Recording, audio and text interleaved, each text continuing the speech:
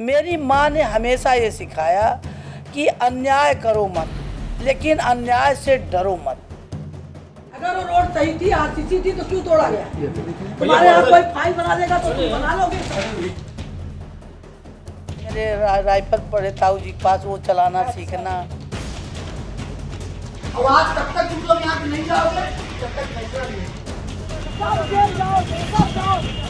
मैं अपने को कभी ये नहीं समझती थी कि मैं लड़की हूँ, मैं औरत हूँ, मुझे ये नहीं करना चाहिए। मैं 89 से राजनीति हूँ।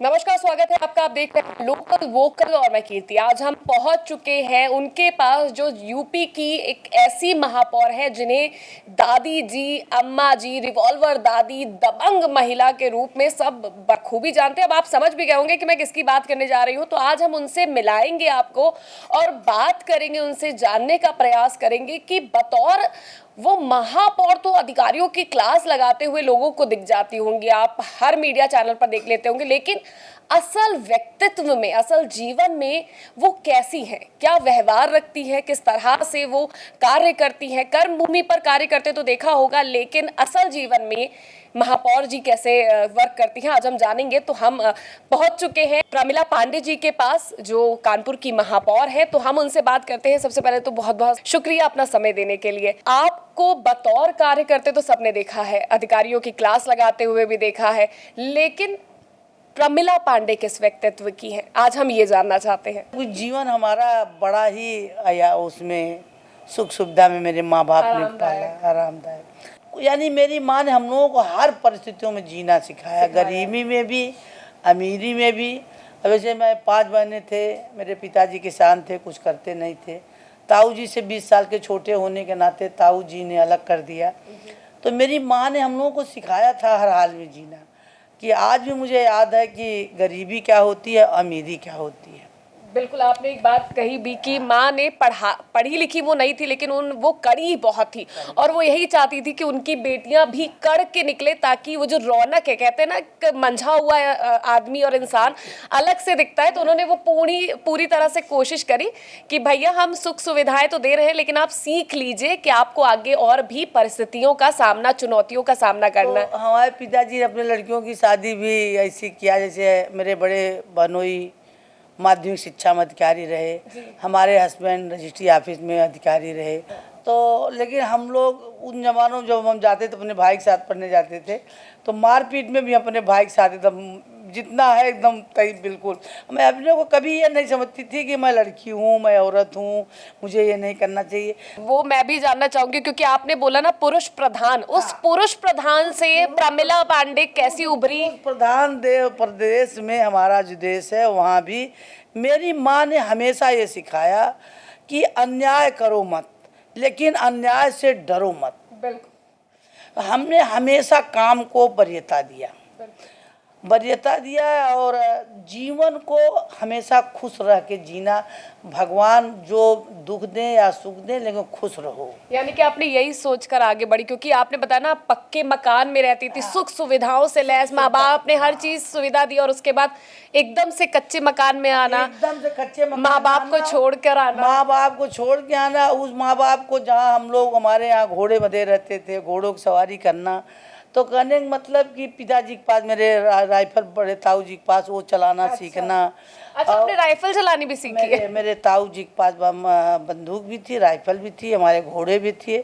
हम अपनी ससुराल से ही सब कुछ, ट्रैक्टर चलाना मैं सीख लिया था, साइकिल चलाना मैं अपने मायके से सीखा था। हमारे पिताजी के पास सन 65 में ट्रैक्टर था। तो आप तो एक आदर्श भी बन गई हैं सारी महिलाओं को जो सुन रही हैं आप लोग को, आपको कि उन्हें सीखना चाहिए कि उस समय में जहां पुरुष प्रधान और इससे ज्यादा थे, उस जमाने में आपने ये तमाम चीजें सीखी और आज उसको। और तुमको बताया, जो हमने आपको बताया कि हमारे लोगों के 500 मीटर पर नदी है, तो वो बसुई नदी 4 महीने पानी भरा रहता। स्कूल जाने में हम लोग अपने सर पे अपना बैग बांधा और तैर के आगे निकला, फिर कपड़ा बदला, फिर स्कूल गए। अच्छा। और फिर शाम को 4 बजे आए, फिर अपने बस्ता इस पर रखा, अपना बांधा, फिर तैर के इस तरफ आए, अपने घर आए। इस तरीके से पढ़ाई हमने की।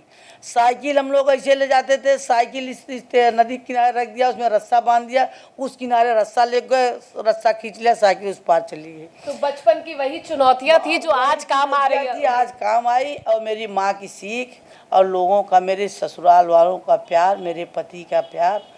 फिर मैं अपने कानपुर आ गई। मैं 74 में कानपुर आ गई थी। मुझे वो दिन याद है, यहाँ तक मेरा सर ढका था। मेरे हस्बैंड मुझे रिक्शे से ले आए थे। तो जब परेड पर आए तो बताए यही, मैं मुंह ढके थी, बताए यही बिजली घर है। तब कैसा वही रहा करता पीपीएन मार्केट में। हाँ। फिर जब हम रिक्शे से आए तब मिलें चलती थी सब। तो आप लाल इमली हर जाने के लिए 2 जगह क्रॉसिंग थी। एक जहाँ साइकिल मार्केट है, एक इधर है, और फिर यहाँ से निकलो फिर लाल इमली के सामने जाओ। तब इसमें ट्रेनें आया करती थी, तो ट्रेन हर उस पर रुक जाया करती थी, तो रास्ता रोक दिया जाता था। फिर पांडे जी ले आए, हमको बताया ये लाल इमली है। तो लाल इमली झक झक झक झक झक झक चल रही थी, क्योंकि हमारे दोनों जेठ विक्टोरिया मिल में काम करते थे। वो दिन था कि लाल इमली दिखाया हमको। हम लोग कहीं जाते थे तो हम लोग रिक्शे से जाते थे, और हमारे घर के हमारे साहब या मेरा भांजा, ये लोग हम लोग पीछे साइकिल से जाते थे। खाली ग्वाल टोली तक आना होता था। मैं रहती हूँ एफएम कॉलोनी में। तो इन चीज़ों ने से हम लोगों ने अपना सफ़र चालू किया।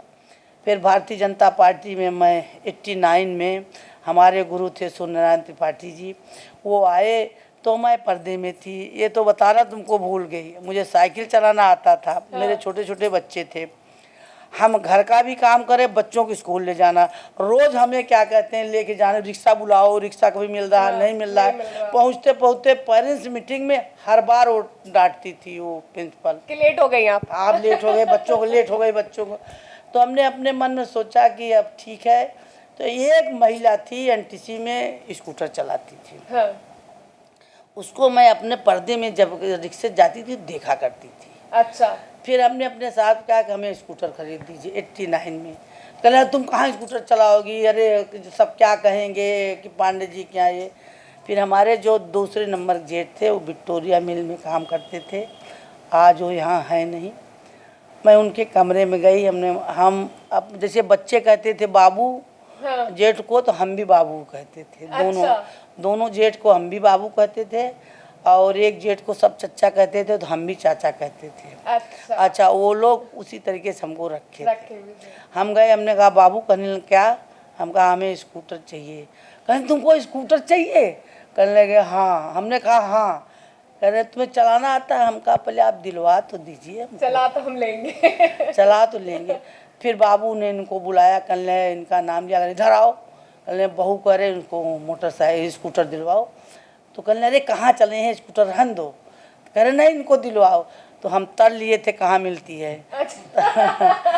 मैं पिक्चर देखने गई थी पैलेस, तो सामने तलवार मोटर वाले के यहाँ कनेडी घाटा जो है आई थी। ऐसे 12,000 समथिंग की थी। अच्छा, उस टाइम। तो फिर हम बोले, तो चूँकि पांडे जी रजिस्ट्री ऑफिस थे, तो जो तलवार साहब थे बहुत मोटे से थे, वो गए होंगे, तो उनके पास थी। तो उन्होंने बाबू ने कहा जा करके आज इसको दिखवाओ बहू को। तो वो आया वहाँ से मैनेजर। तो हम पर्दे में थे भाई, मोहल्ले में पर्दा करना था। तो आया तो कहता अरे ये बहुरिया तुम्हारी कहाँ चला पाएगी, मुँह हाथ पर और तोड़ लेगी, रहने दो स्कूटर। तो हमने कहा कि आप स्कूटर ले आइए, अगर मैं चला लूँ तो मुझे दे देना, न चला लूँ तो मत देना। वो लेकर आया। हमने उससे पूछा कैसे चलेगी भैया? तो कहने चाबी लगाइए, और ये इधर एक्सीलेटर है, इधर ब्रेक है। हमने ठीक है। और हमारा मुंह तो भैया इतना ढका ही रहता था, तो हमने थोड़ा मुंह खोला और एक्सीलेटर दबाया। पहले हल्के साइकिल घूमा था, हम लेके चले गए। उसने कहा था अब तो पैसा नहीं लोगे बाबू, आपने बोला था। फिर हम अपना 1 नंबर तक ले गए, फिर लौटा के लाए। तो हमारे जेठ ने हमको स्कूटर दिलवा दी। मतलब जिस समय जेठ से औरतें पर्दा, मतलब उसने सामने गुजरने से भी डरती थी, उस समय आपने कि हमें जेठ ने स्कूटर दिलवाई। स्कूटर, हाँ। मुझे याद है एक बार स्कूटर मैं 65 पर उड़ा के लेके जा रहे, तो कल्याण सिंह, श्रद्धेय कल्याण सिंह स्वर्गीय मुख्यमंत्री जी हमारे शहर में आए थे सब, तब हमारे पास 4 व्हीलर नहीं थी। हम उसी स्कूटर से एकदम दौड़ाए पड़े चले जा रहे थे। उन्होंने अपनी गाड़ी रोकी, रोक के उतरे, रुकवाया, कहने कि अगर लड़ेगी प्रमिला ने तो तू उड़ जाएगी। हमको सर्किट हाउस पहुंचना था खाना लेकर के। सर्किट हाउस पहुंचा खाना लेकर, अब वो भगाए पड़े तब इतनी भीड़ नहीं हुआ करती जितना आज है। लेकिन हमें याद है उन्होंने बहुत तेज से डांटा था हमको, उड़ोगी। तब से तो मैं स्कूटर चला रही हूँ। 3 महिलाएं चलाती थी, एक मैं, एक महिला थी एनटीसी में, ये कोई लेडीज और चलाती थी। बाकी काम मेरी जेठानियाँ करती थी, मेरे खाने का, मेरे पीने का सारा काम मेरी जेठानियाँ। मैं 89 से राजनीति में हूँ। मैं 85 से सक्रिय सदस्य हूँ, उसके बाद 89 से फिर हम सक्रिय हो गए। 91-92 से हम महिला मोर्चा के मंडल में भये। पहले बूथ पर भये, फिर मंडल में भये, फिर महिला मोर्चा का अध्यक्ष भये, उपाध्यक्ष भये, फिर पार्षद बन गए। 10 साल पार्षद रहे। फिर तो आप देखिए रहो महापौर हैं। शहर की जनता कितना अधिकारियों की क्लास लगाते फिरते, और जनता ने दोबारा चुना, 2 बार महापौर बनाया, तो मैं भी खुश हूँ। तो मैं खुश हूँ, खुश के पीछे ये भी एक कारण है कि मैं चाहती हूँ कि जनता ने जब मेरे पर विश्वास किया तो मैं उनका पूरा खरे उतरूँ। मेरा नवरात्र व्रत है, मैं घर पे इसलिए नहीं हूँ कि अभी मैं घर पर रहूँगी, कोई मान लो वहाँ गया मुझसे मिलने तो घर वाले कहते अरे आज व्रत है 2 मिनट बाद मिलेंगी। मैं यहीं रहूँगी, शाम को जाऊँगी तो लोगों से मिलती रहूँगी। अच्छा, तो मतलब अपना कर्तव्य भी निर्वहन करते कर्तव्य पर बिल्कुल हमेशा तत्पर रहती हूँ। लोकल जो है, इस माध्यम से मैं कहना चाहूँगी, आपके माध्यम से भी कहना चाहूँगी, अपनी बेटियों को, अपनी बहुओं को कभी किसी से डरो नहीं, किसी के साथ अन्याय करो नहीं, लेकिन अन्याय भी बर्दाश्त न करो। मरना जीवन में एक बार होगा। बिल्कुल। और आप अपनी इज्जत, अपनी मान मर्यादा को रखते हुए काम करो, पीछे मुड़कर कभी नहीं देखो। भगवान निश्चित, दुर्गा माई आपके साथ रहेगी। और इसी के साथ आखिरी क्वेश्चन मैं ये और पूछना चाहूंगी, देखिए सबने तो देख लिया, जीवन के बारे में भी जान लिया, आपने बता भी दिया कि, लेकिन जिस तरह से आप हैं, बच्चे, कितना खौफ है बच्चों के अंदर, प्रमिला पांडे जी का घर पे क्या खौफ है? खौफ एक बात है, मेरा बेटा है और आप लोगों की बिरादरी में है। हाँ। मेरा बेटा बोलता है कि मां मत बताया करो मैं कहाँ काम करता हूँ। अच्छा।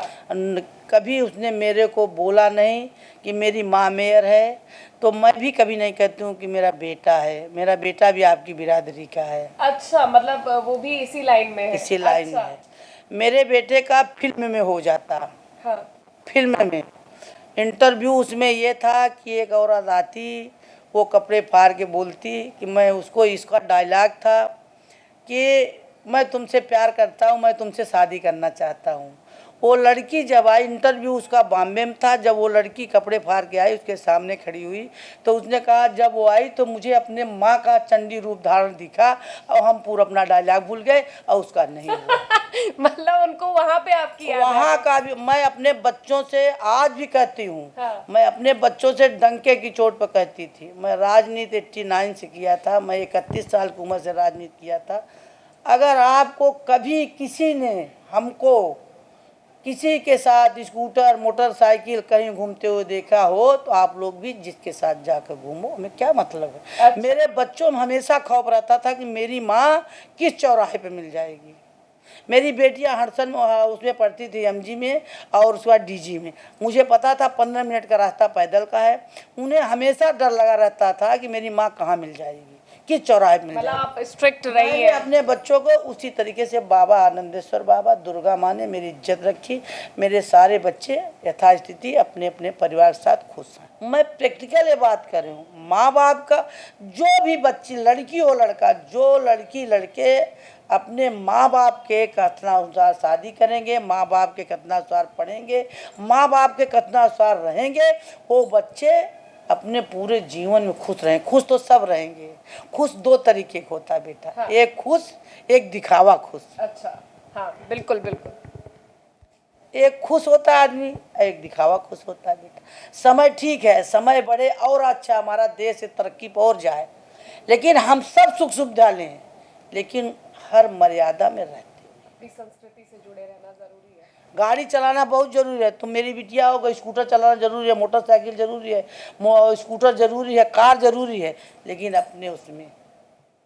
और जो ऐसा करता है तो सबके सामने सिर ऊंचा उठा के बात करता है। बिल्कुल, बहुत बहुत शुक्रिया पमिला जी हमारे साथ जुड़ने के लिए और इतनी अपनी दिलचस्प कहानियां और एक प्रेरणा बनने के लिए सभी महिलाओं के लिए जो हमारे को देख रही हैं। इसी के साथ हम फिर हाजिर होंगे किसी नए व्यक्तित्व के साथ, उनके बारे में जानेंगे, उनकी कहानी को समझेंगे।